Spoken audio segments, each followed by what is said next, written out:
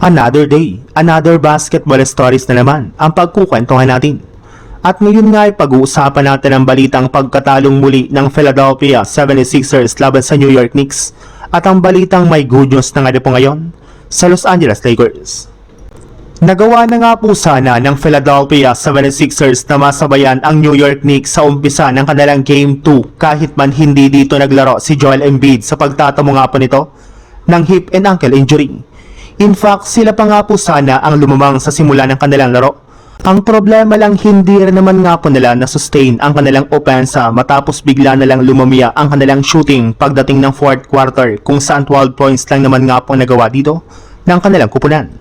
Hindi na nga po pumasok ang mga ginagawang tira ng mga players ng 76ers na sinamantala naman ng New York Knicks para makuha ang panalo sa score na 108-102. Nasayang nga po dito ang nagawang 26 points ni Tyrese Maxey dahil maging ito ay nag-struggle rin naman sa kanyang shooting.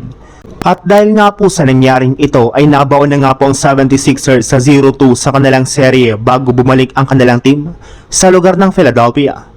Pero kahit man nga po dihado ngayon ang Sixers ay maaari para naman nga po silang makabawi pagdating ng Game 3 at Game 4 na gaganapin sa kanilang home court.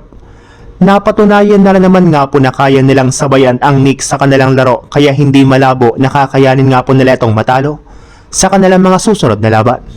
Sa ibang balita naman, bukod nga po sa pagkatalo ng Lakers sa kanilang Game 1 laban sa OKC Thunder, ay nagkaroon pa nga po sila ng isa pang matinding problema sa kanilang player na si Jared Vanderbilt matapos ito na magkaroon ng malalang injury sa kanyang daliri sa isang play ng kanilang laban.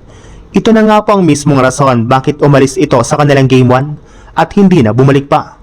At pagkatapos nga po ng kanilang laban ay inanunsyo na nga po na nagkaroon ito ng full dislocation sa kanyang daliri. Pero sa kabila nga po ng nangyari ay may lumabas nga po na balita na hindi rin naman nga na po kakailanganin ni Vanderbilt na sumailalim sa isang season-ending na operasyon.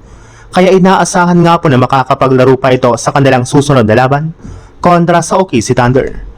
Ang problema lang since nga po nagtamo pa lang ito ng injury ay nakalista na nga po ito bilang doubtful sa kanilang Game 2. Maaari nga po na hindi muna siya paglaruin sa kanilang next game at maghanap na lang sila ng isang player na pansamantalang papalit sa kanyang pwesto sa kanilang rotation.